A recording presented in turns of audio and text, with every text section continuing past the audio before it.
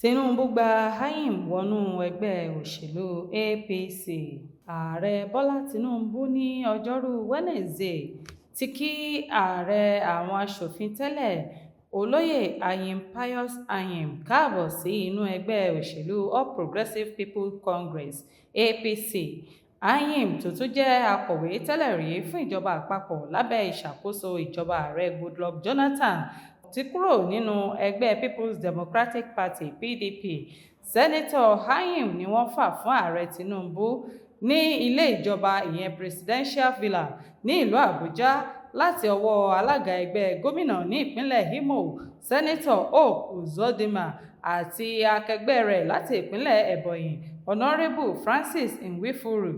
Ayim sọ fún àwọn oníròyìn lẹ́yìn ìpàdé rẹ̀ pẹ̀lú ààrẹ Tinubu pé òun darapọ̀ mọ́ ẹgbẹ́ APC láti lè kópa tirẹ̀ náà nínú ìdàgbàsókè orílẹ̀-èdè yìí.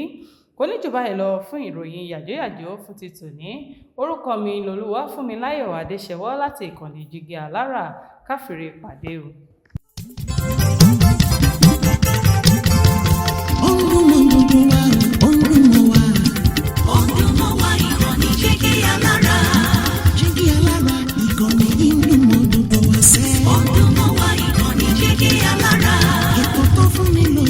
Ètò tó wà ní lọ́yẹ̀ wà ń bẹ̀. Ọdún mọ́ wá ìkànnì Jígí Alára. Ìròyìn lóríṣiríṣi tàbí mọ́ bó ṣe ń lọ láwùjọ.